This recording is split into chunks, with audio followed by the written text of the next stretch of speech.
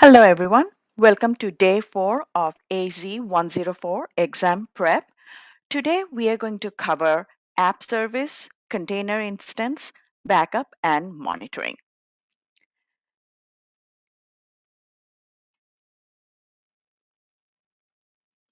So our first module will be overview of app service. Here we are going to discuss the what app service really is in Azure.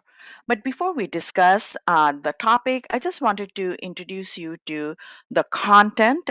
It's sort of like a revision as of now, the exam content for Azure App Service. Just to recap, Azure App Service is part of the compute solution or part of the compute module of the exam content, which contains 20 to 25% of the question. So this is part of that. For that, basically, what you'll need to know is obviously how to create app service, how to secure app service, what is scaling an app service plan, configuring custom domain names, backup, networking, and deployment. As always, please use this presentation as your guideline. We will not be able to cover for obvious reasons, all the steps and everything that is in the exam content. We will go over high level concepts of everything. I would again refer to the resources in Microsoft.com to learn more about any topic that you wish to learn. So let's get started. So our goal for this first lesson is to learn about Azure App Service and also understand Azure App Service features and capabilities. So what is Azure App Service? When we talked about the Azure interface, you saw that you have different services in Azure. And one of those services is Azure App Service. This is a service that lets you create HTTP based application for hosting web apps. It can be purely HTTP based. You can use REST API. You can use .NET, Java, Ruby, all those, any of those languages to create your application. Your application and will run and scale with ease in both. Excuse me. All right. Sorry, my throat just kind of blocked. So, with app services, the way it is designed is particularly to host application. So, you may think like, well, I can install a web app like IIS or something like that in a virtual machine and then like do it from scratch, right? Instead of that is a lot of work. If you are trying to install a server, which is going to act as the front end for your app, and then you have back end and all that. And then every time you are scaling or you are testing a newer version of the app, or you are deploying a update to the app, you have to do a lot of work from scratch in order to accomplish that. So Azure App Service actually makes it all easier for you. It is a built-in service for hosting your app. So it makes your development very easy by handing off all the backend infrastructure and maintenance to Azure, which is maintained by Azure team or Microsoft team. So it allows you to focus on building the application from your side. So you'll be focused on building how to build the application, and then anytime you need to scale the application or you need to you need to have a newer version of the application, you need to test the newer version, it has all these built-in feature already in it, so you don't have to think of spinning off a virtual machine to test a newer version, or you don't have to think of like how do you swap the newer version with the older version, all that. It is all very easily done, and uh, features are built into it. So some of the features are supported languages are Node.js, JS, which is Java, and then you have PHP, Python. Obviously, you have .NET Core since this is Microsoft Ruby, and we already talked about that. It is basically supports all HTTP, HTTPS protocol, including REST API. This is a managed service, which basically means that there is automatic mechanism to manage your patches and the operating system framework for you. So you don't have to worry about updating the operating system. So, for example, if you are developing an application on .NET and there was an update to the .NET platform, you don't have to worry about updating your .NET, your Windows operating system, and then going in and making sure your application works. All those are seamless and maintained and managed by Microsoft. It's also DevOps ready. What that really means is that it is set for continuous integration and deployment with Azure DevOps or GitHub or Docker Hub, Azure Container, all that. So you can basically do your testing and staging already in a managed environment. Obviously, there is still some configuration you have to do you can utilize Azure PowerShell, or you can use the uh, command line interface. However, it is all easy, relatively a lot easier than spinning up your own environment for managing the DevOps cycle for your app. Last but not the least, it's built for scalability. So you'll choose your plans, and this is where like choosing the plan is important. But even if you chose a plan for your app for just um, for a certain number of users, but your app you have a lot more users, whether it's a corporate users or whether it's in general users for your e-commerce store, doesn't really matter. You can upgrade your plans. The app service has already built in features for scalability like that.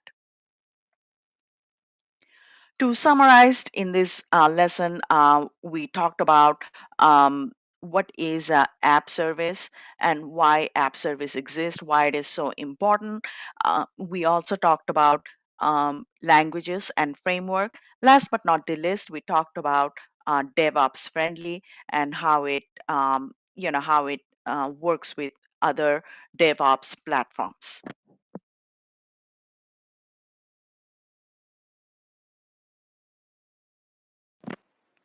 So with that in mind, we will move forward with the next module. Also for app service, we'll take a look at what we mean by app service plans and DevOps, different development cycles. So just give me a moment. I'll stop sharing for a second while I load that presentation.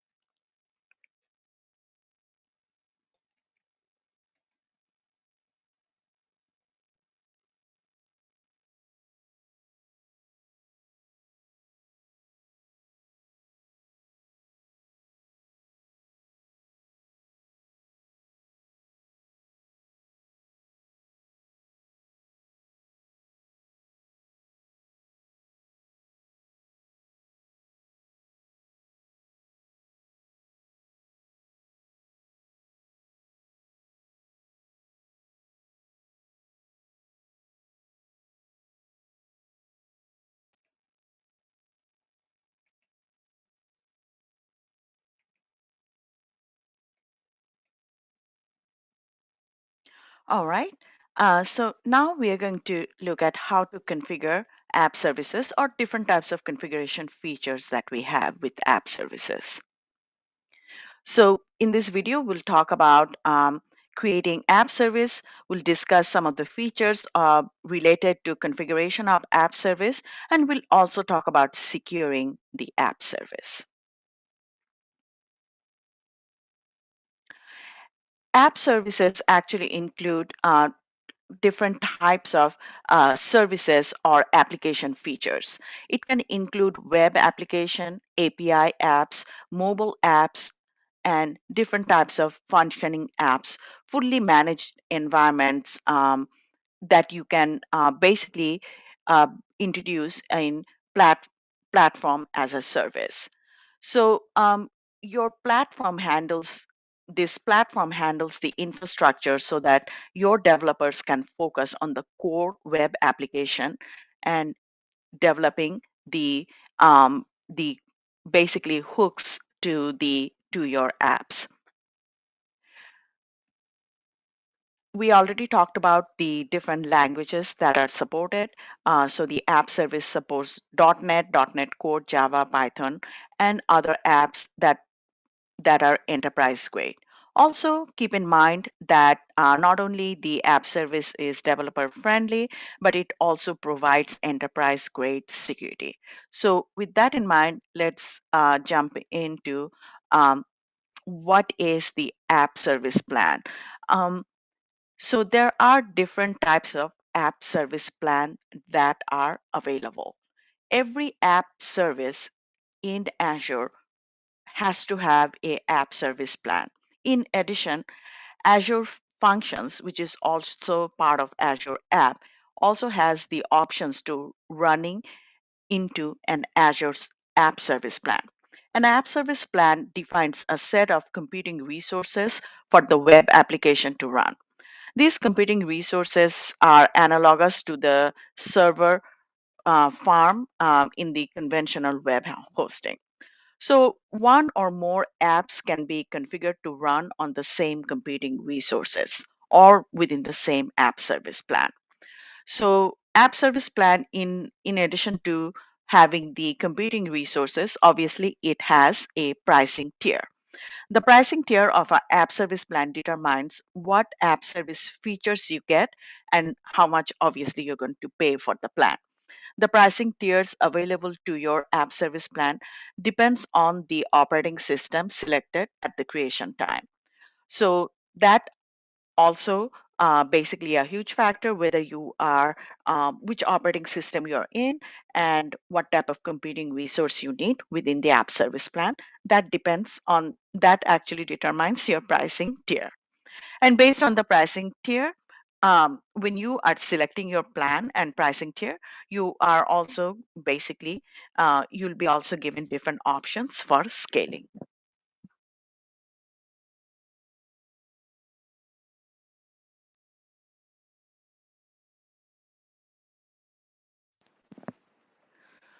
So let's look at some of the app service plans and features. So as you can see that if you basically you can have the free feature that comes with the app service, which only gives you the ability to have 10 apps with only 1 gigabytes of disk space.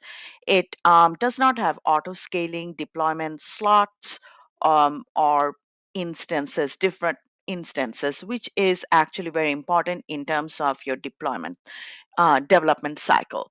So deployment slots are related to your development cycle. What that really means is that once you develop an app and you release the app, that is not the end of the deployment cycle. In order to have a production app, you continuously have to monitor the app, and the development cycle is a continuous process. Even if you don't add new features to your app, you continuously have to update the app based on security concerns or based on the feedback that you get from your users. And that is where deployment slots come to play. And based on, as you can see, that when you have a standard or production workload based on that plan, you can see that you have unlimited web apps that you can create. You have higher disk space, it auto scaling, and you have starting with 5 deployment slots. With premium, it increases to 20 deployment slots. And with isolated, what that really means is that you have more of a dedicated space that actually has more instances as well as 20 deployment slots. So let's look at some of the um, attributes that we are going to set during when we create the app service, and then we are going to talk about deployment slots. So when you create app service, first you're going to basically give it a unique name. Um, you also can access and map to the unique domain that you have. So for example, you can have a unique domain name such as cybraryapp.com, and through when you create your app service, you can actually map the URL, access URL point of the app service to your unique domain name. But that has to be configured during the creation of the app service. Then during you will basically you have your code, you'll publish your code, and it can also be published in Docker container, or you can choose Windows or Linux platform. Last but not the least, you'll associate your app service with a app service plan.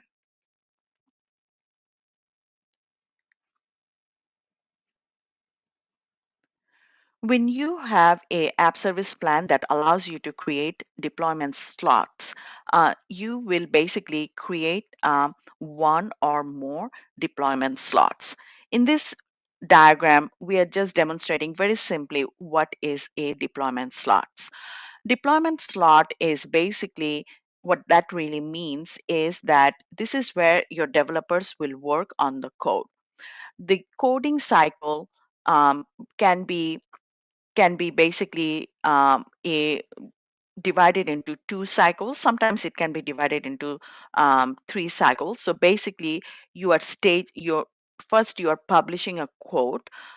You publish that code at a staging platform. So that is not your develop. That is not where your in general users basically can access. You have your production platform, and then you have your staging platform. Staging platform is where you basically publish your code, and then you can have your testers test through staging. So this is where both your developers and testers can work. Sometimes people give like specific users access to staging platform as well. So basically, you will deploy in this staging platform also is a development or basically deployment slot. Depending on your service plan, you can validate your changes before sending your code to production deployment slot.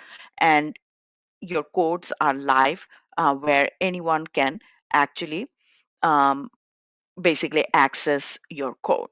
You can avoid what we called a in from development perspective a cold start if you basically use staging to your development cycle.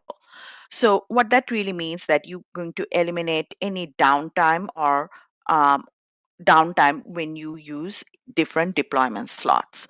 So how that really works is that even after if you have in this diagram, think of it like there is a third slot, which is your last known good version. So basically, your developers develops production code, which works fine and all that. Then you are using the staging platform or staging deployment slot for your next version. You've done all your testing and stuff. You're good to go. And from staging, you just swap it to your production. But when you swap it in your production, then your regular users notice some problem. So then what you can do is you have a third deployment slot where you keep your last known good version. Then you can swap that one back and then you work on the production your previous production version which has some issues. So this is why you need to have different deployment slots, just to make sure that you always have a good code in play in production. So how do you add a deployment slot? You can select whether to clone a app configuration from another deployment slot. So as you can see that when you are adding a deployment slot, this is just from just a screenshot from Azure App Service. It gives you the option that you can name it pre-production, staging one, whatever, and you can choose the option to whether clone and not clone. When you clone, you need to pay attention to the settings because certain slot specific app settings uh, need to be configured when you clone. Because not all settings are what we call sticky. For example, endpoints, custom domain names, SSL certificates, those cannot be cloned. So those will not be cloned. Even when you clone it, you have to go and reconfigure it for obvious reasons. So for example, let's say I'm cloning my current production to my staging, and then I'm going to add like extra features or updates to that cloned apps, right? So obviously it will have a different endpoint. Otherwise, all my production users will be able to access that. So you still have to edit and configure your settings when you clone.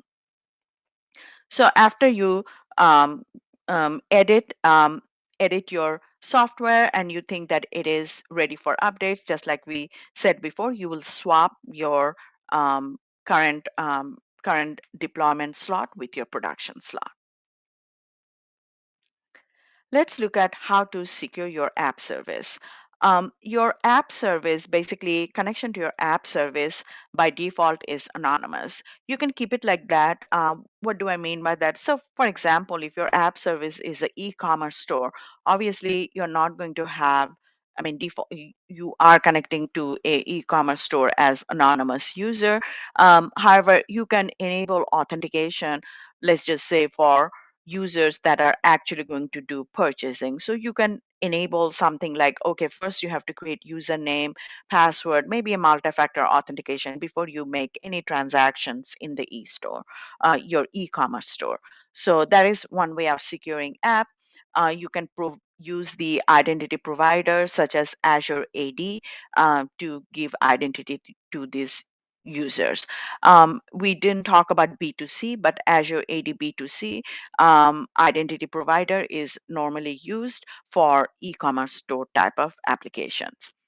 You can also use SSL certificate for securing your connections. You can also use network access um, to for apps that are, let's just say, only going to be used even though it is published in the internet, but you know that your apps are only going to be used, let's just say, by your corporate users who are located in certain regions. So you can actually configure network access for that. So you can store all your keys, quote unquote secrets, in Azure Key Vault for higher level of security. So with everything, even though we have different deployment cycles and whatnot, we should always consider backing up, and you should have a backup plan for your apps. Backup option is actually available in App Service through the settings menu. You need to create the app backup manually, or you basically have a schedule for backups. Backup can be up to 10 gigabytes of app for database, and 10 gigabytes for app, and then additional for database content.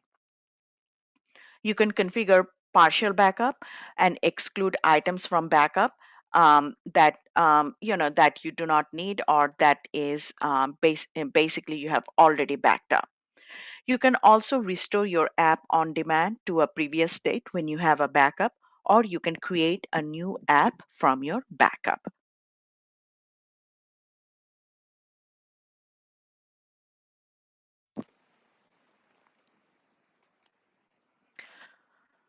In summary, in this module, we discussed about how to configure your app service. We talked about different options for securing your app service.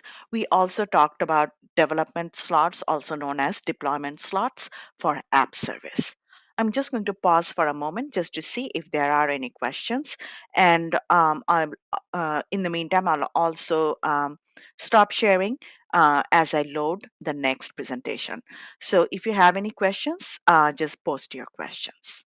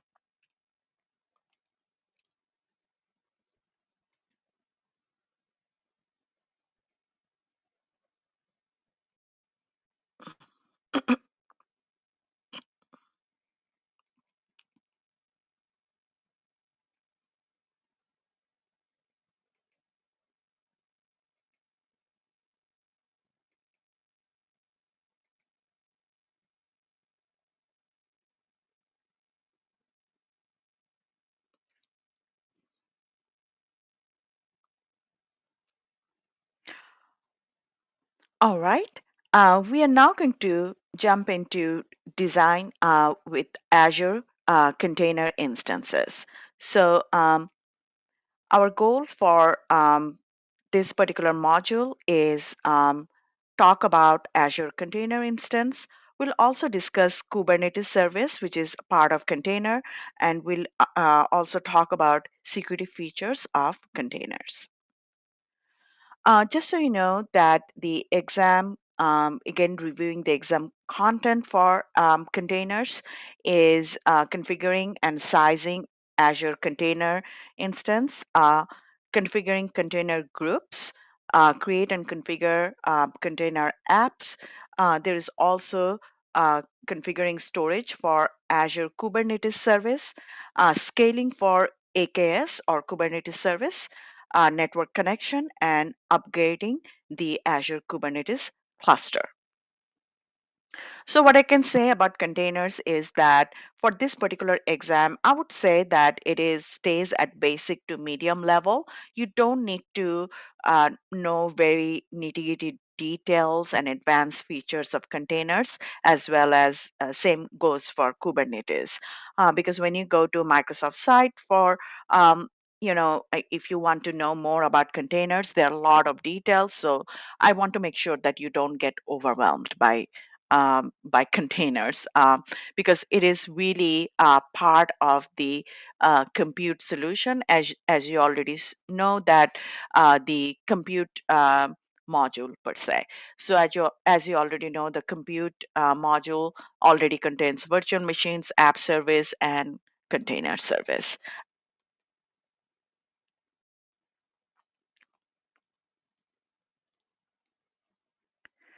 So let's start with the very basic of what is a container.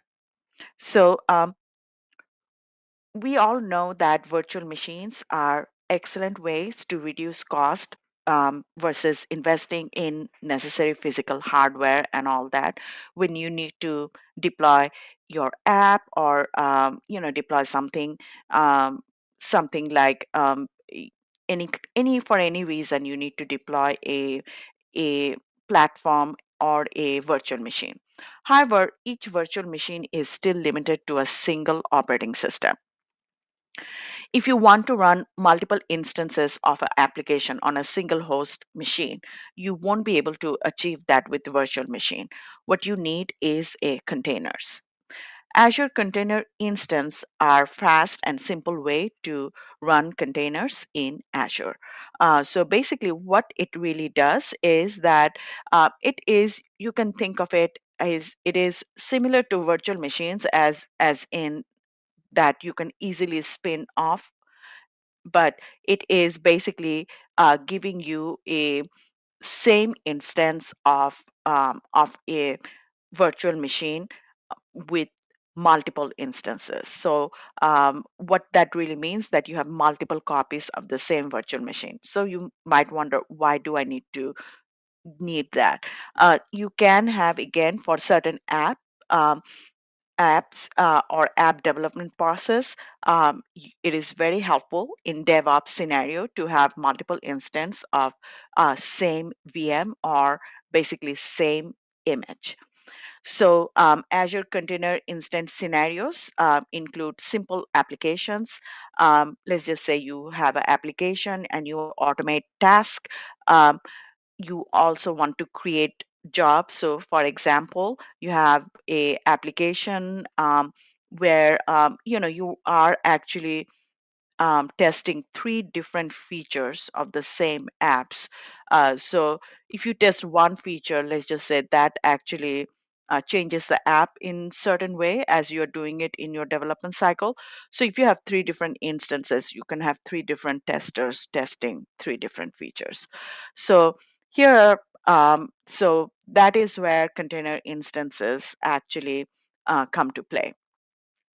Some of the advantages of Azure Container Instance is that fast startup. You can launch a container in just seconds. So if you were to do this with virtual machine, which can be done with virtual machine, it will still take few minutes, if not more, and then it'll still take um, some more configuration from your end.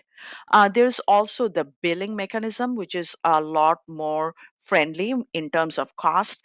It is built on per second billing, and it incurs cost only when the container is running. So you can spin off a container within few seconds. You can do your testing, and then basically you can change the state of the container from running to just stopped state, or you can just delete the container if you are done with it. You still have the hypervisor level security. You can isolate your application as if you would as if it is running at a virtual machine. You can customize your size. You can specify the exact value of CPU and core and memory. So that is one good thing. You still can have persistent storage. You can mount Azure File Share directly into a container. There is also Linux and Windows based operating system.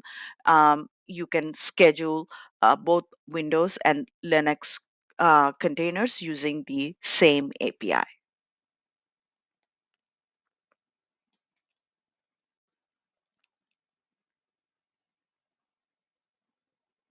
So just to look at some more features of container instance, you can also basically run Docker containers in Azure with simplicity and speed. So when we talk about container instance, we primarily are looking at Docker instances. You can quickly deploy this with full orchestration platform like Kubernetes. Again, as we talked about, it is fully managed virtual machine underneath, so you will just need to focus on the container instance. Also keep in mind that in addition to being fast, it also integrates with DNS, and you can access containers from public internet as well, which might be very handy if you have testers who need to access your containers from public internet. Let's look at what is a container group. Um, the top level instance of a Azure container instance let me rephrase that. The top level resource in the Azure container instance is the container group. A container group is a collection of containers that get scheduled on the same host machine.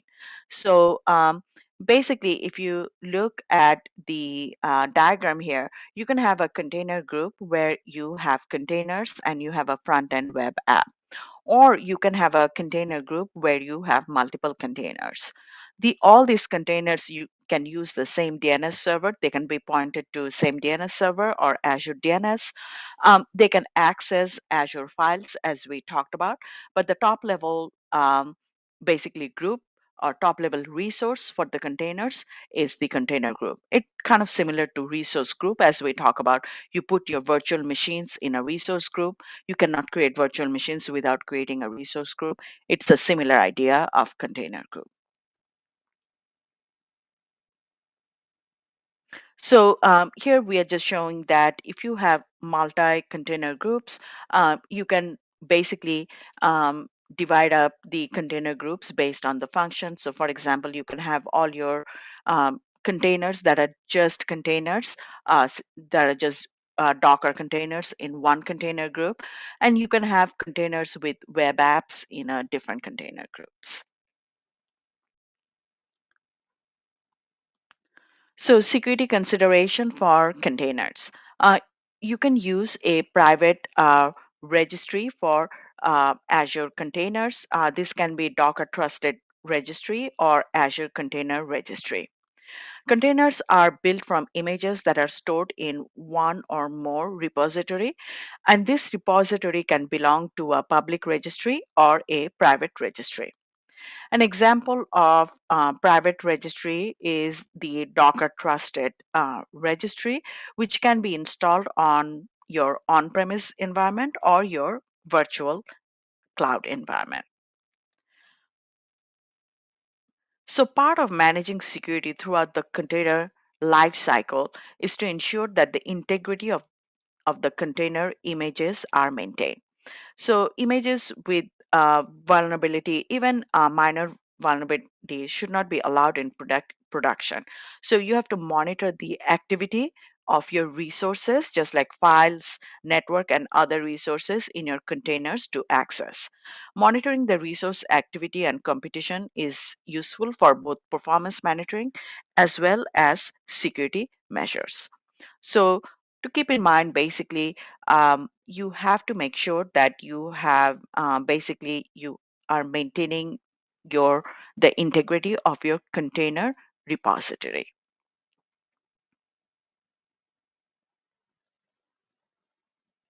So just to dive in more into the container instance security, all Azure Container Instance Hypervisor are guaranteed security and risk mitigation threats in a multi-tenant environment. And this is basically, when we say guaranteed, what we really mean by that is that it is managed by Microsoft when you are using Microsoft Container Instance. So Azure Container Instance stores minimum customer data when it is storing the container instance in its repository. So no excess data will be used or saved by Azure infrastructure to run your container instance. So what that really means is that, let's just say you used your repository to spin off a container, and then basically that was used for some customer data to test something, and then you get rid of that container instance. When you spin off a new instance, your data, your customer data, such as your customer user, your user customer's username, previous address, phone number that was there, those are actually not stored. Only your container virtual machine instance to spin up the container is actually stored by Microsoft. So let's talk about Kubernetes service that is offered by Microsoft. Kubernetes is a open source platform. It is a portable, extensible platform for automatically deploying your container instance. The big advantage is of Kubernetes is that it is portable and scalable. It is a managed container based on the workload. The orchestration platform for Kubernetes will give you the same level of ease and flexibility as platform as service, and also the infrastructure as service. Kubernetes actually provides both container management as well as container orchestration. And what does, I mean, orchestration in a very simple term, what it really means is spinning off multiple containers. So if you want to control how to add, organize, remove your different container instance, it is all of these tasks are made very simple with Kubernetes, which is actually, again, a third party platform. So the container orchestration with Kubernetes is managed automatically, and also it is deployed automatically. In addition, Kubernetes orchestration is dynamically can be increased or decreased based on your deployment instance and based on how you are configuring your orchestration.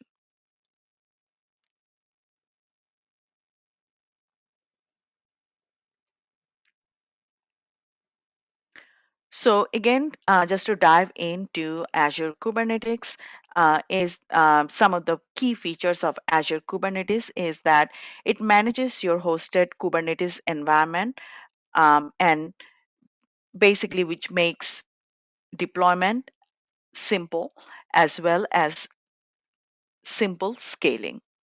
Another feature of Azure Kubernetes is that is rolling updates, which basically means that you can automate the updates in the Kubernetes instance.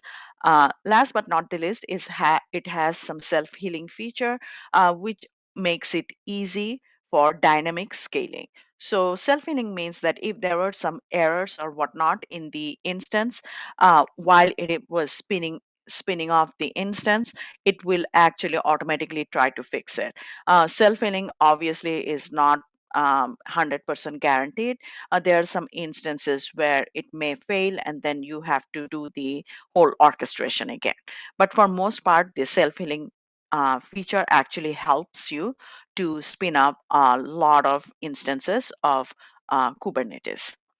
Last but not the least, you have already built-in templates in Azure to that you can use to automate your Kubernetes service. So let's look at the Kubernetes service deployment. You can use Azure Portal, Azure CLI, PowerShell, or Terraform to deploy Azure Kubernetes service. Um, when you are deploying Kubernetes service, you can configure your Kubernetes master and nodes that are deployed and configured for you.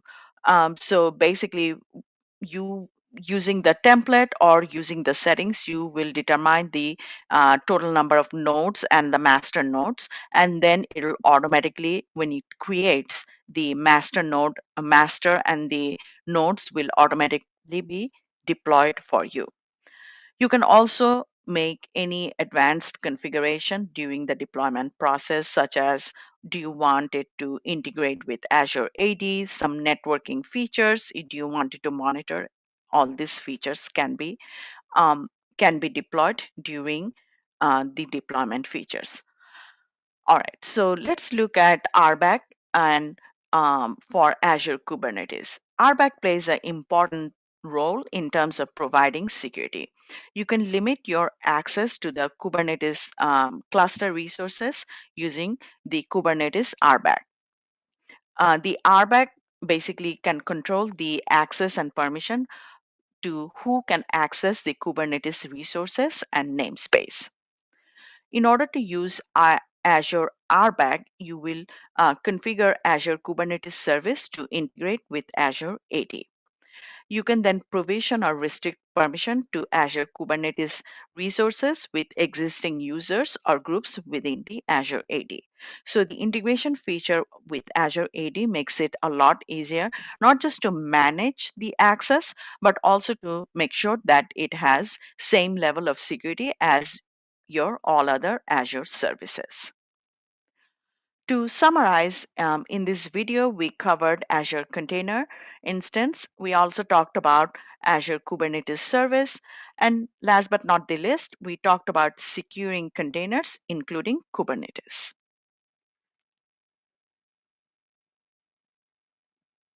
So I will pause for a moment to see if there are any questions.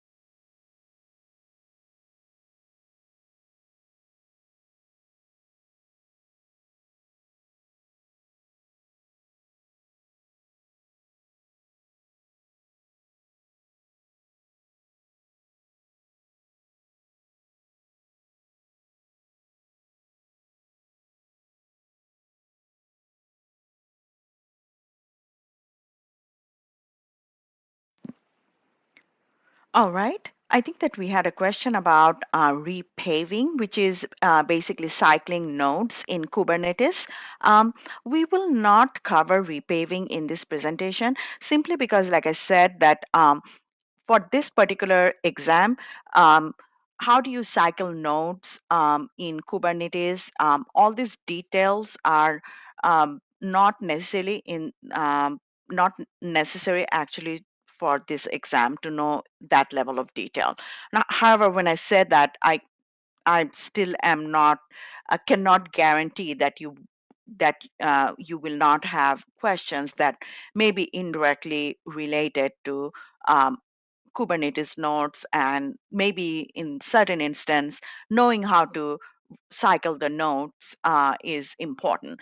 However, um, what I'll say is that when we look at the Microsoft syllabus, I'm not seeing that level of detail. So I will not go into the details, but I think that it is, if you are interested, definitely there are Microsoft resources that goes into detail about Kubernetes nodes. I do talk about Kubernetes nodes in a little bit more detail in other courses that I already have. I have a couple of courses in LinkedIn. I also have AZ305 course in Cybrary, where I go into a little bit more about containers and Kubernetes. But for this particular exam, we are staying at a high level based on the syllabus that Microsoft has published. But thank you for your question. All right. With that in mind, we will go for lunch break. And after lunch break, we will come back and finish up the content with monitoring and backup. Those are actually those will not take that long. Since this is Friday, I want to be respectful for of everyone's time. So I would highly encourage you to come back after lunch. And I promise you that those presentations are not really that big. It will not take that long. So see you after lunch.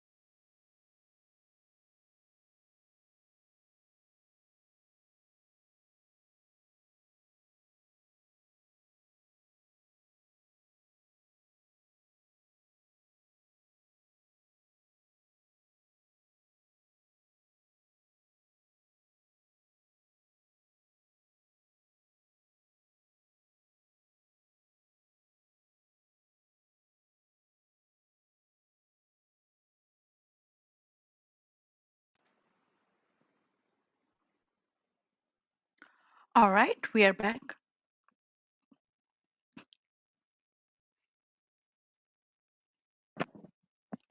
All right, we are back from the lunch and we'll start with Azure Backup. So this is going to be our last couple of presentations, last two topics. So this covers, I don't have a slide deck for Azure, the exam content, but just to let you know that the Azure backup and monitoring, I believe, covers like approximately 15% of the question. So let's get started. So in this particular lesson, we are going to talk about Azure Backup Center, different backup options, and we'll also talk about Recovery Service Vault. So let's first talk about Azure Backup Center. What it really is one centrally managed space to basically configure all your backup requirements. So what you have here is a place where you can back up not just your virtual machines but all other Azure services that gives you the ability to back up. So as you can see that we from the screenshot here that you have basically you can choose your subscription as well as based on you can choose your data source for backing up. Um, Essentially, you can create different backup schedules and on-demand backups and based on your different Azure resources. So all of them don't have to be in one, one particular backup job per se. Key thing to keep in mind is that it is more of a data source centric management interface, you can think of it. So it is focused on what you are backing up, and it is connecting that with the backend integrated environment. So let's look at some of the more details. Before we dive in, we'll want to talk about Recovery Service Vault. So as we go through backup, when we talk about backing up, there has to be a place to store your backups. A recovery service vault is a storage entity just for that. In Azure, this particular vault stores any kind of data. This data typically is copies any type of data or configuration information, such as you can back up your virtual machine, entire workload, entire servers or workstation. You can also use your recovery service vaults to hold backup data for other Azure services, such as your virtual machine data, your Linux system, or even your SQL server in Azure Virtual Machine. Recovery Service Vaults can support System Center DPM, Windows Server, Azure Backup Server, and more. Recovery Service Vaults can makes it easy for you to organize your backup data. And also, since it's easier for you to organize the backup data, you can also this also minimizes your management. We know that recovery service vaults are secure. You can use RBAC to assign permissions, and you can do cross-region restore with recovery service vaults.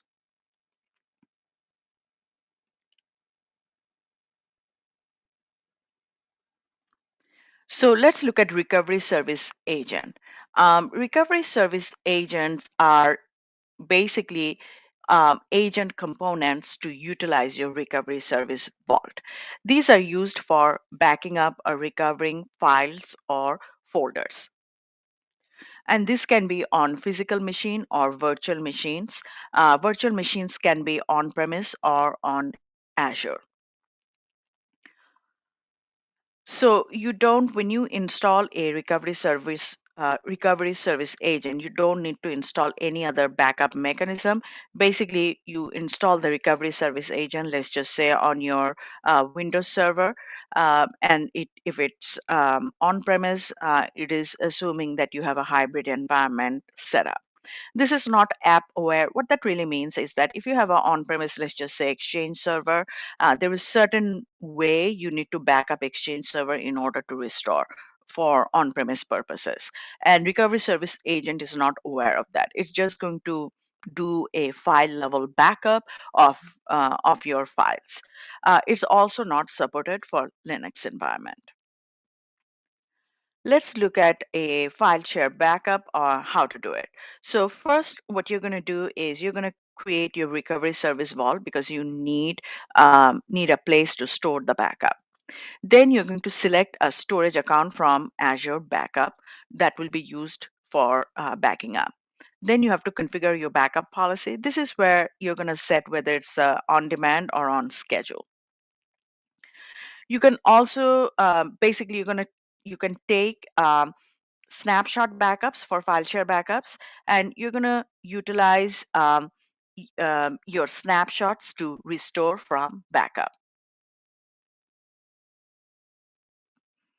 Keep in mind that when you create your recovery service vault, Azure Backup Service will discover the storage accounts that can be registered with the vault. You can select the storage account hosting the file shares that you want to protect. So basically, your file shares obviously is tied to a storage account. But when you create the recovery service vault, uh, it automatically finds all the different storage accounts that you can associate with the vault. Then you're going to pick and choose based on the backup job. So let's say you choose a storage account, then Azure Backup Service will list the set of file shares that the storage account actually has. And then basically you're going to choose the ones that you want to back up. After that, you're going to, when we talked about creating backup policy, this is where you create the schedule and retention for the backup policy. Based on the policy of backup, Azure will select the backup, and then restore is basically dependent on the file share content that has been backup, that has already been backed up, right? So uh, you have the snapshots available on the source file share. Once you try to restore, basically snapshots will be restored, or for file share, you can just restore file share. If you're using Azure File Sync, the backup service indicates to the Azure File Sync service that the paths of the file being restored when you're restoring the file share, which then triggers a background change detection process of these files. Any files that have changed uh, are synced down to the server endpoint. This process happens in parallel with the original restore of the Azure file share. I mean, basically, if you recap, file share is being used when file share sync or file sync is used when you are basically syncing files for your on-premise environment.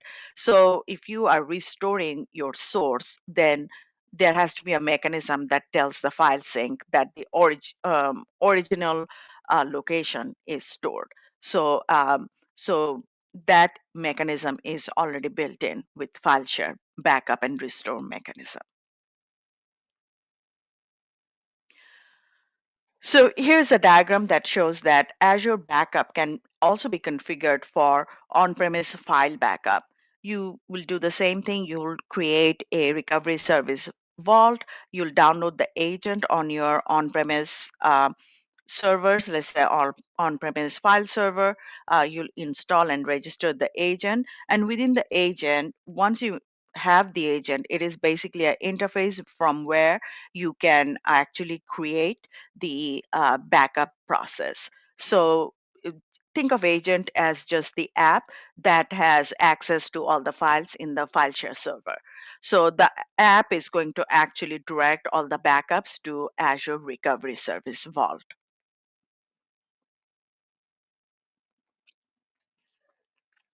Let's talk about backing up app service. We talked about it in the app service as well. So in this case, actually, you're going to create a backup from the app service interface itself, from the setting menu. You'll choose what to back up. So um, you can back up configuration, you can back up app service files, or you can back up the backend database for the app service. You'll require a standard or premium plan. You have up to 10 gigabytes for app and database content. You also have different restore options that comes with your plan. You can restore your app on demand to a previous state, or you can actually create a new app to restore. You can also configure your backup to a partial backup that excludes the certain items from your app. So all of these are configurable when you are backing up a app service. To summarize, we talked about Azure Backup Center, we talked about Recovery Vault Service, we talked about how to back up files from the cloud as well as on-premise, and we also touched briefly on backing up app service. I'm just going to pause for a second to see if there are any questions and to load my next presentation. So I'm going to stop for a second now.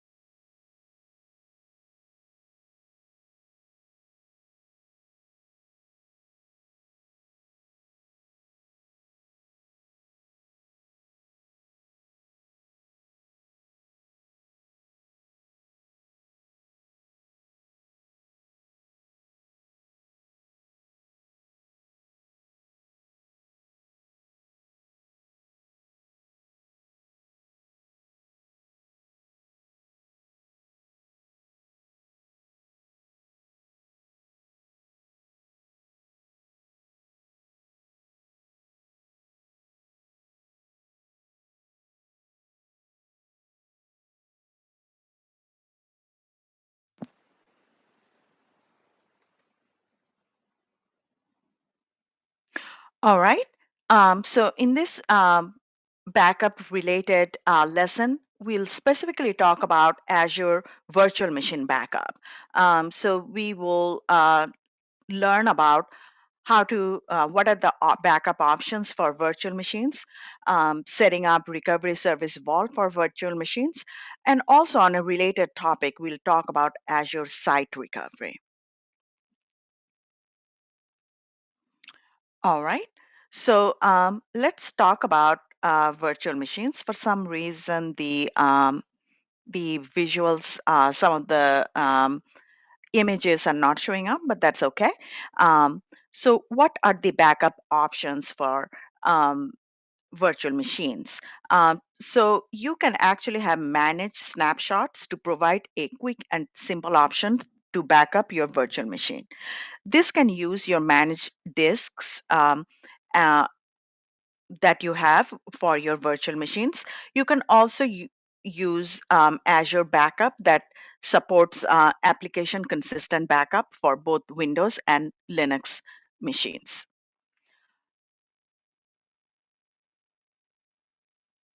So this type of backups, as well as you have another option called Azure Site Recovery.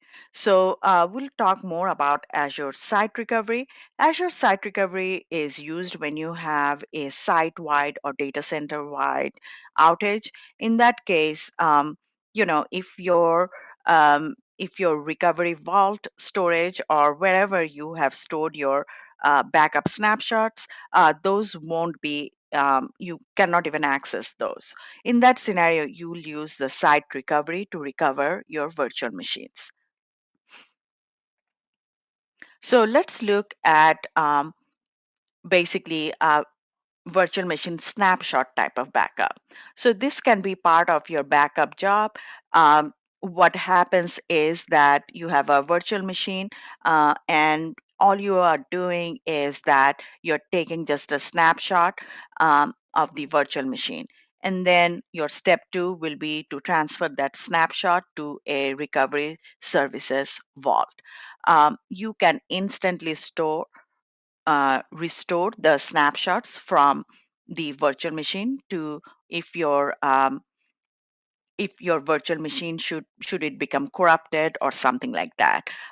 This is actually very helpful for situations where you are building a machine. Let's just say you're building a um, Windows server for certain application, and it has a lot of prerequisites. You have to install Windows Server, certain updates. You have to install .NET, and then all other different prerequisites. So as you do all that before you install your application, you can take a snapshot so that if you install your application on that virtual machine and something goes wrong, you can just quickly discard that virtual machine and then restore it back from the recovery service vault.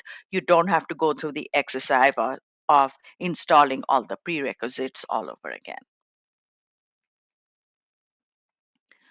So let's talk about recovery service vault in terms of virtual machines.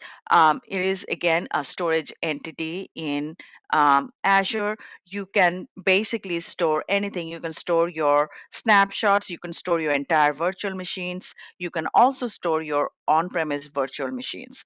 As you can see that from the screenshot here, basically, it asks you where is your workload running. You're going to say whether it's Azure on premise, and then what do you want to back up. Then you can choose, your virtual machine, Azure file share or whatnot, and then it all goes into your recovery service vault.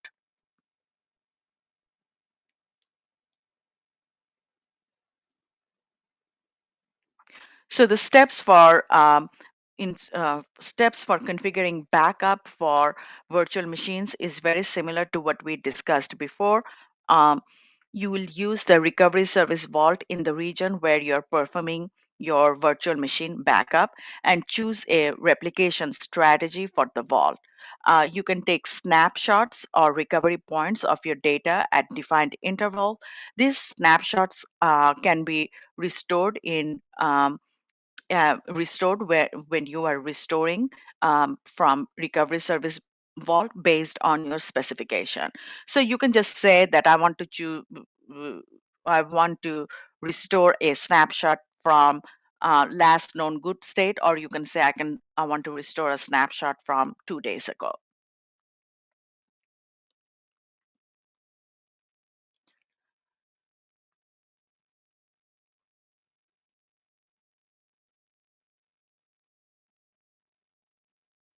Next, we are going to talk about Azure Backup Server. You can install a virtual machine for Azure Backup, which is a backup server. It can have a Azure specific backup service, or it can have a Azure backup service. So these are very helpful if you want to perform app-aware backup. Like I given an example of Exchange Server. For example, since I'm kind of familiar with Exchange Server, I used to be an Exchange admin. So you will need, in order to really do a real backup of Exchange Server, you need a app-aware backup. So just taking a snapshot of the machine is not enough for a Exchange server restore. So in that case, you have to install a backup server and then install the app aware backup system. It is also good for machine state backup. You will still have agents to perform backup. It is more flexible, and you can manage backups from multiple machines.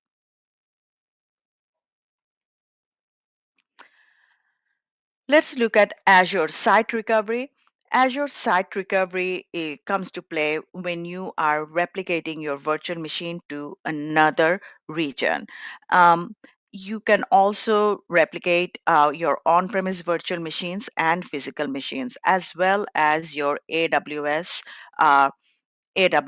resource. This is helpful in case your regional data center experiences any type of outage. With site recovery, you can replicate the virtual machines to a different site, in this case, a different region. And then you can also, like I said, like you can also replicate your other resources such as AWS Windows instances.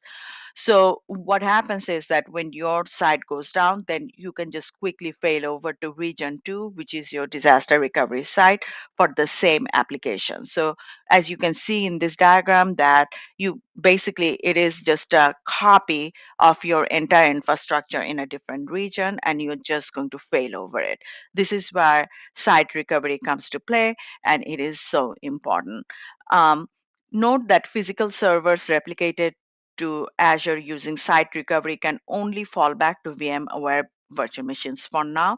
That is the supported infrastructure for failback.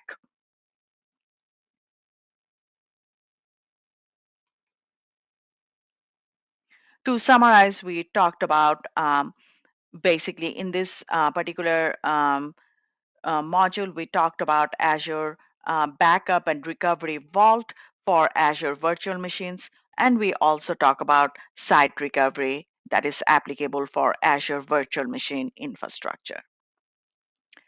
So with that in mind, I'm just going to pause for a second to load my next presentation. I'm just going to do a couple of minutes of pause, grab something to drink. In the meantime, if you have any questions, please let me know.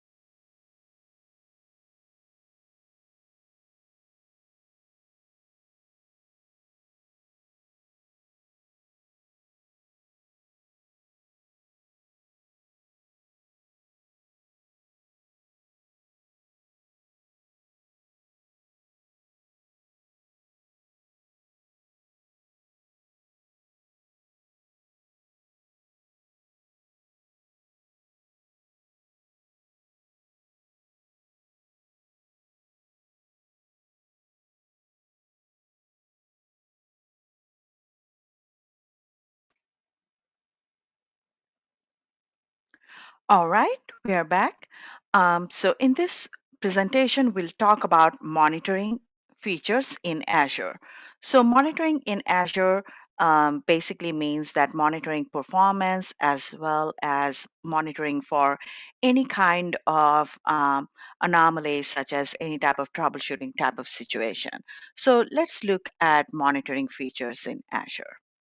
So we will talk about built-in logging features. Then we'll talk about Azure Monitoring, which is a Azure service. We'll also talk about data source and tiers. So, as always, let's look at Azure monitoring in terms of our exam topics. Monitoring and backup of Azure resources has 10 to 15% of all the questions. Monitoring resources by using Azure Monitor is the main content for Azure monitoring. So basically, you need to learn how to configure and interpret different metrics in Azure Monitor. You need to know how to configure log analytics. What does it mean to query and analyze logs, setting up alerts and actions, and also configuration of application insights.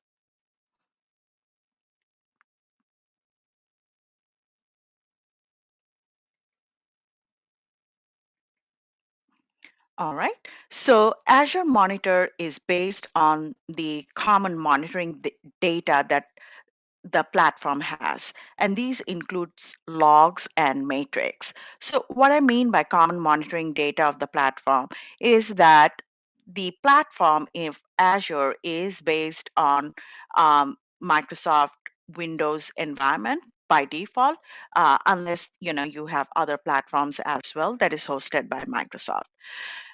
Microsoft automatically monitors and tracks different parameters of your environment just to make sure it is up and running to guarantee the SLA. And Azure Monitor has all those data available for you. This is a platform that stores the data from different sources, and the Azure Monitor interface just provides you the tools to analyze and look at this data. So basically, what that really means, this data is already being looked at and analyzed anyway by Microsoft, at least certain parameters of this data, just to keep your system up and running. Here, Microsoft is giving you access to those data as well so that you also can review your data, because certain data are really your environment as and your the tier of support you got, and your application usage specific. Your monitored data can also be sent to other locations that support different scenarios.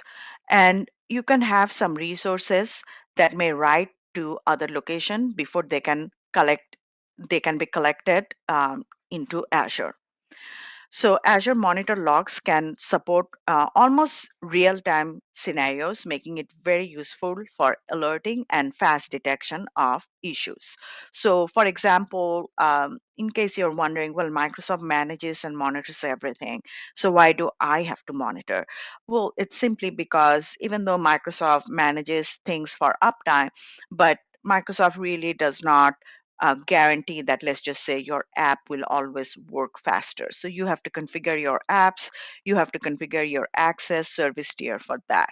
And this is where you can set up your matrices. At the same time, let's just say simple things such as your users are retrying to access certain apps, your users are retrying to access your environment, like it's a security concern.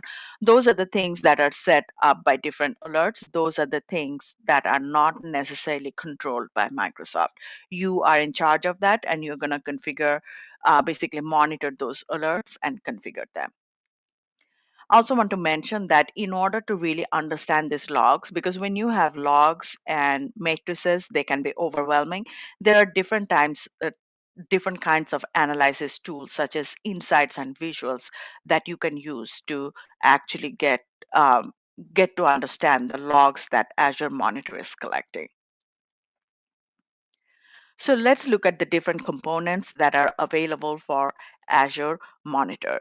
So first of all, you have different applications, operating system, Azure tenant, and resources that are feeding l- logs and matrices, different data to Azure Monitor. And then from Azure Monitor, you have the tools such as Insights, visualize, visualize for insights and visualizations, such as you have Power BI for visualizations. You can use the Azure Monitor or Matrix Explorer or Log Analytics to actually analyze the log. Then, in order to actually respond to certain events, you can create alerts, or you can actually automate scaling to actually address certain types of alerts. You can also integrate these to event hubs or logical apps, or ingest and export APIs. So event hubs are part of Azure App Services. So it is something as simple as, based on certain alerts, it just gets fed into Event Hub, and then Event Hub can you can have it spin off another app related event to address that particular issue.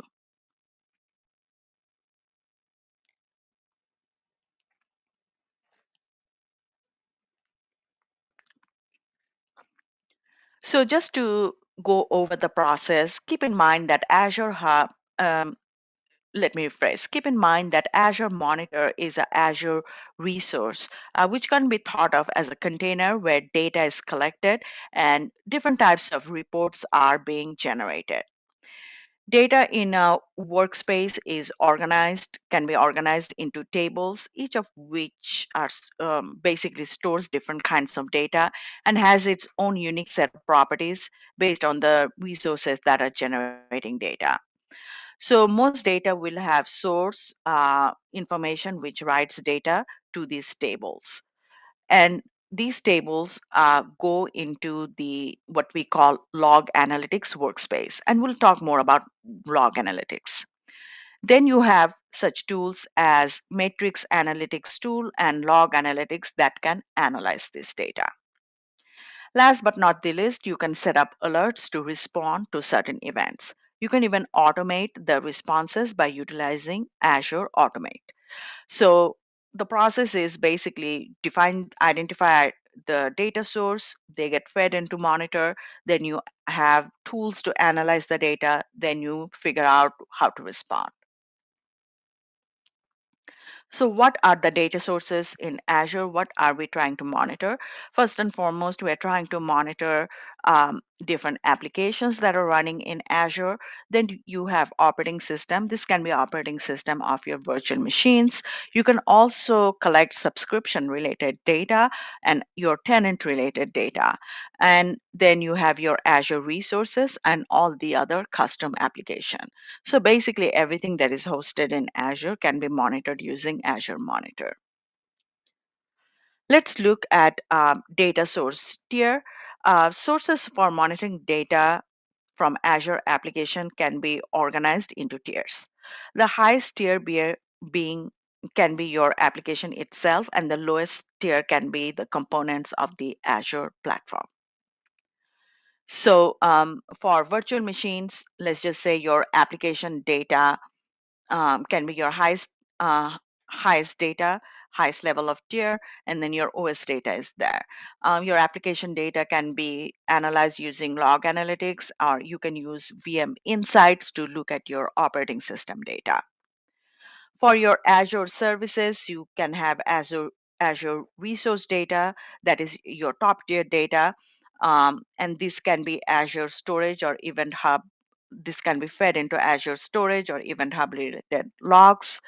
You can have your Azure subscription data or your Azure tenant data. In this case, we are showcasing the Azure data resources. So when we mention Azure tenant data, what we mean is the data generated by Azure AD.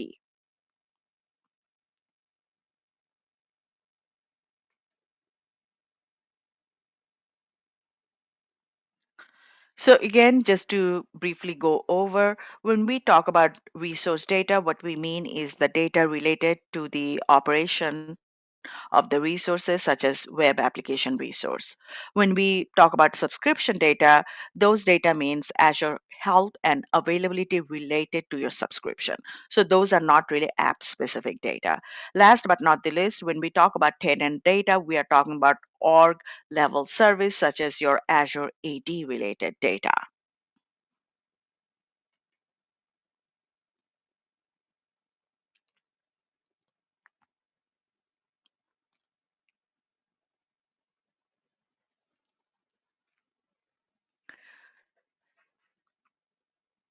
So let's look at Azure AD reporting. So you can have Azure monitoring log that can be configured to basically collect Azure AD related logs in Azure Monitor, and you can analyze these data just to see what is going on in your Azure AD. You can then export your Azure AD logs to Azure Storage for archiving. You can then set up Azure Event Hub to stream Azure AD logs to other locations so that these are actually located in a central environment. So, for example, you can stream your Azure AD data from your subsidiary organization to your central headquarters using Event Hub. Last but not the least, you can have Azure Monitor Partner Integration feature available. This integrates with third-party vendors where you can actually collect monitoring log from third-party vendors and feed it to Azure Monitor.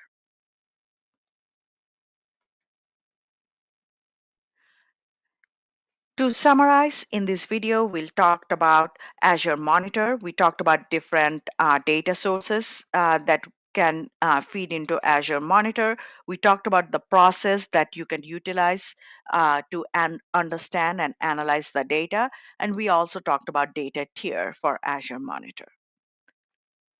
So I'm going to pause here for a moment as I basically upload the other set up the other presentation, which will be our last presentation.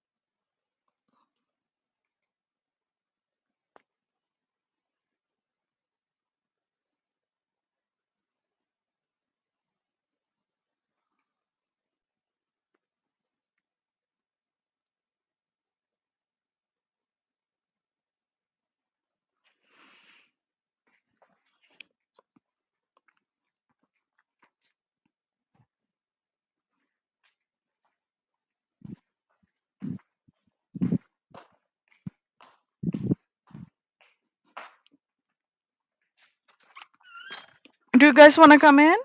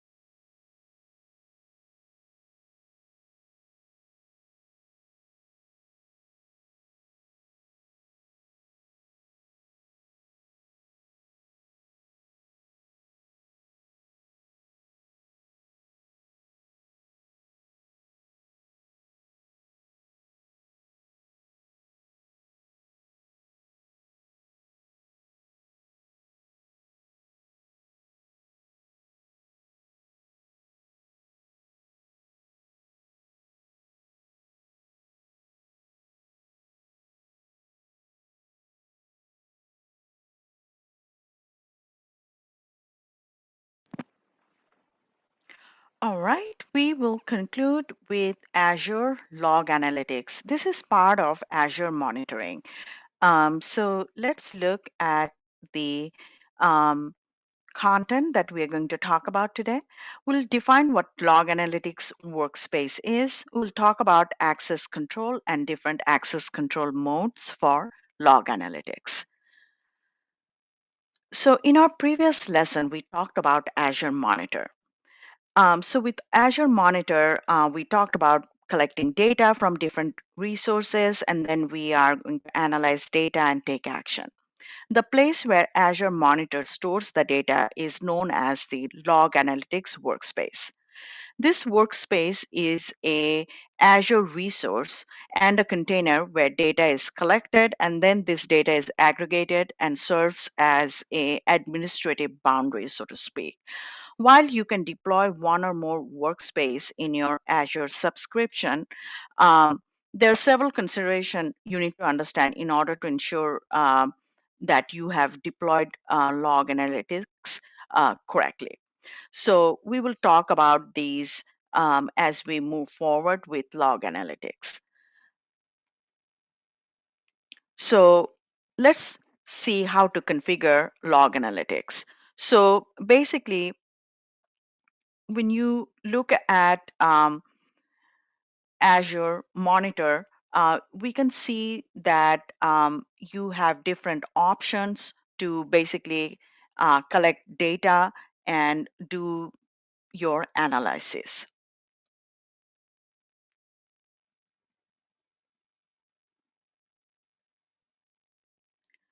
So first, you have to determine which logs are to be collected. Um, After that, for log analytics, you are going to write your queries if you have specific queries from those log analytics data. Then finally, you're going to analyze the results of these queries. And this can be just a simple system assessment, or this can be troubleshooting incident. Keep in mind that example of assessing system can be, if you have installed any updates, is there any operational incident that needs to be addressed? Those are the things that you can do with your log analytics workspace. So the key thing to keep in mind with log analytics workspace is that basically this is a place to specifically collect some logs which you're going to use to um, do your own custom query, or there are some built-in queries as well that you can use. And then based on these queries, you're going to make some decision that this can be something as simple as just reviewing the data to make system assessment, or these can be something like a troubleshooting incidents.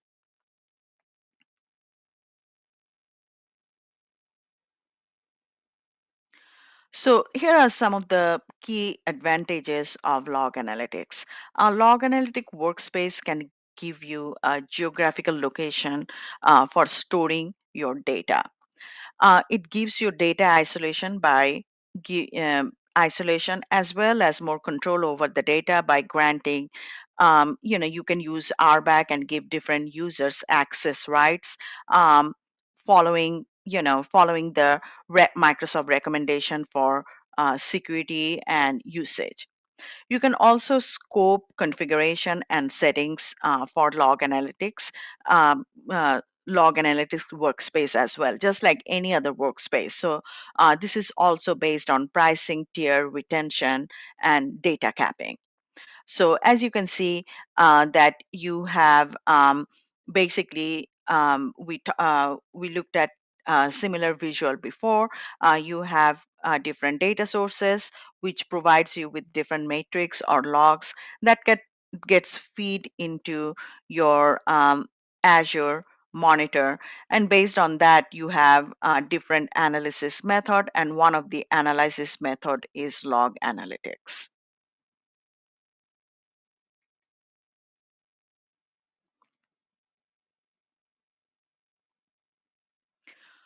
So just to recap, what is the step of utilizing log analytics. So first, you have to create your log analytics workspace. This can be one or more workspace, and you have to define admins for this workspace. This is where giving access to users come to play. So you can have one or more admins for each workspace. Next, you can have a query that you create. You can use common queries, or you can utilize custom search for your query based on the data that is in your workspace. Last but not the least, you will save the data. So you will save, basically you have the query, and then based on the query, you save those queried results. So for example, let's say I'm just collecting all the system state data from all the operating system. Then I do the query, which is based on the query has the latest KB of Microsoft KB number for the latest update of Windows. And then I see, basically I'm trying to find out which of the operating system has the latest update, and then I stored that data somewhere. Or I can export the data to visualize which of the virtual machines or which machines has the latest update. Or I can use Power BI to visualize, or I can export it to Excel. So however, basically the steps are: create your workspace, and this is where basically you are going to put your data, then you query your data, and finally you figure out what to do with that data. Do you just save the data, or do you use other tools to visualize the data?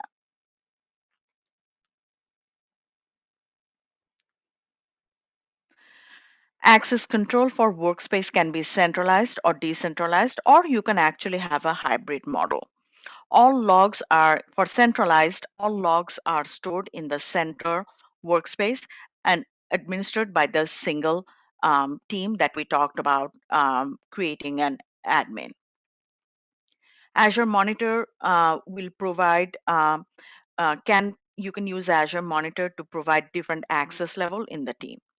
Um, Decentralized means that each team has their own workspace created in the resource group that they own or manage, and the log data is segregated per resource. Hybrid means that you have security audit compliance requirement uh, to have basically a a group that actually maintains. So usually when you have extended security requirement, let's just say this is usually industry specific. It can be financial institution, it can be healthcare institution that are subject to additional audit compliance. You can have a group, a specific group of security professionals that need to have access to data, in whether it's centralized or decentralized. So in that case, you need to have both models in place, so that multiple workspace may need to be accessed by this particular group. So in that case, hybrid type of deployment is required. So we talked about query. Let's look at a just an example of a structure of a query. So here, let's just say you are collecting Windows event log, which can be sys logs and whatnot, or you have agents that are collecting heartbeat logs. So there are all these different logs. So let's first look at the Windows event log. So once you collect all the, we are all very familiar with, I think, that Windows event log, which is, EVT format, has a EVT extension. Once you collect the event log, then you can set up a simple query that is basically querying the syslog, and where event level has error or severity level has error. And based on that query, all the events that has this particular event level is at a error level, or security level is at error level. Those data will be basically in a particular log. Then you can actually utilize, whether Power BI or Excel to review those logs. To summarize, we talked about log analytic workspace and configuration steps. We also talked about access control as well as querying for log analytics. All right. So I will stop sharing. And before we conclude, I just wanted to showcase some of the stuff that we have, resources that we have in Cybrary that can help you to prepare for this exam. And one of the very important resource we have is labs. I know that when we talk about all these different features and all the different configuration steps, it can get pretty overwhelming as you're listening to this presentation. I can also show some of the features. I think it makes it a little bit easier when we demo, but I think that what makes it really what makes it really, you can get really immersed into Azure and Azure administrative features is when you actually have some hands-on experience. So let's just take a look at that. I am I'm just going to um, basically load that and show it to you. Just give me a moment.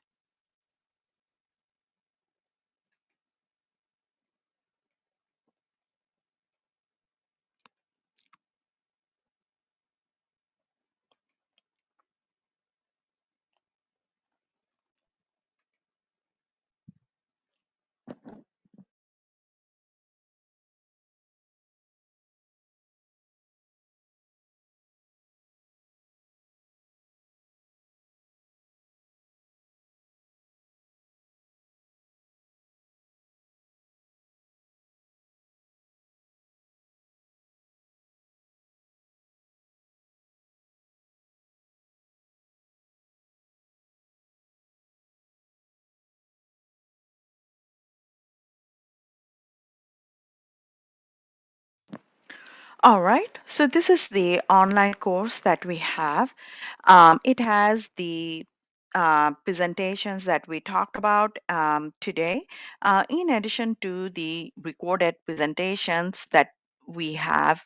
We also have different labs you can do. So right after we talk about resource groups in our day one, I believe we covered, we have a lab here that basically talks about how to manage Azure resource group. And this lab is hosted in our by Skillable here. And you can launch this lab and go through the different steps. The allocated time or approximate time is 30 minutes. A lot of these labs you can complete actually in less than 30 minutes.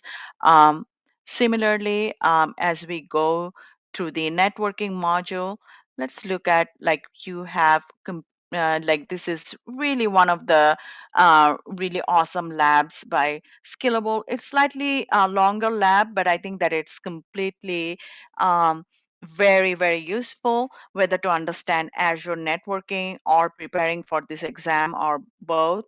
You'll be configuring network security groups. And then when you configure the network security groups, you'll also basically configure application and database traffic. So it's not just kind of going through kind of like blindly configuring something. There's some specific requirements that you have to fulfill through this lab. So I think that this is also very helpful. Um, I wanted to kind of show a couple of other labs that we have for that is, and these labs are actually directly correlate to this particular um, exam. So this is why, I mean, basically, when you are taking the course in Cybrary, the labs that are already part of the course are related to the, if the course is for a particular exam, these are directly related and built for this particular exam. So, so that is one great thing, that you are doing labs that is going to benefit you for the exam. But more importantly, I think that doing the labs, not only you are learning for the exam, but you are just getting yourself immersed into it. And I think that you're going to remember all the steps much longer, even after all the exam and everything is over. We talked about creating creating shared access signature. Here is a lab for that, as well as let's look at virtual machines, which is where we talked about.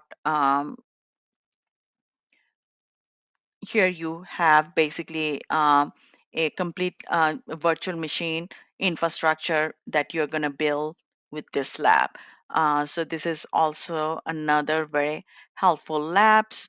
Um, we just talked about Azure Monitor, and there you have how to configure monitoring using Azure Monitor.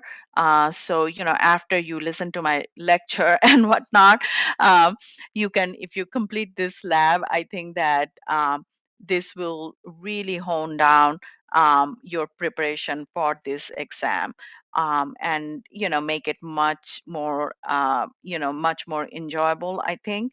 And then also, I think that doing the labs, you can also, if there are some certain topics that we were not able to cover due to time and whatnot, just doing the labs, just going through the steps, you just kind of you are not going to miss any topics or any details. You're just going through the whole experience. Again, another one, basically designing Azure App Service web app that we already covered in the presentation. So there are like all the relevant topics, all the topics that we talked about, almost all of them has the relevant labs here. And anyone who takes the course through Cybrary have access to these labs. So with that, we will conclude. I'm just going to hang in here for a few more minutes just to see if there are any questions or anything.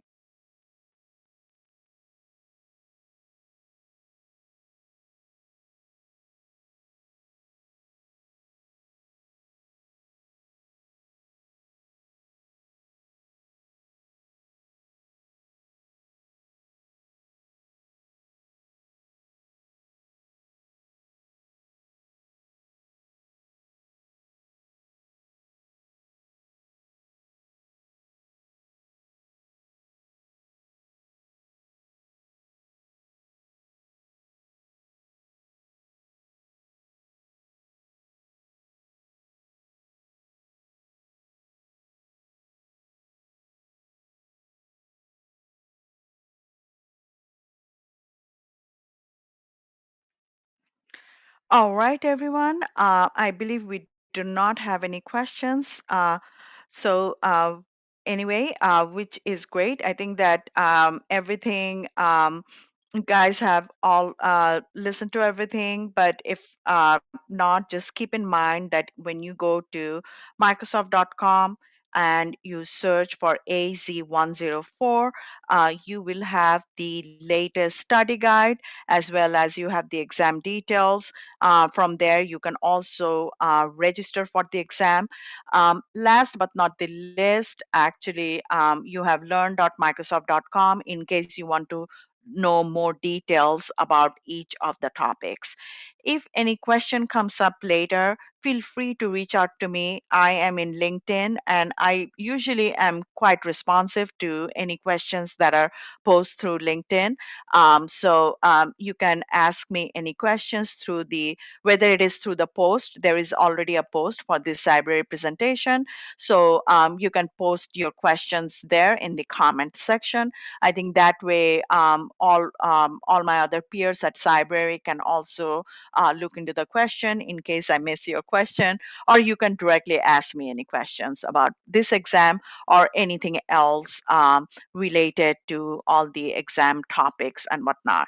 So have a wonderful Friday, and I'll see you in our next presentation. Thank you.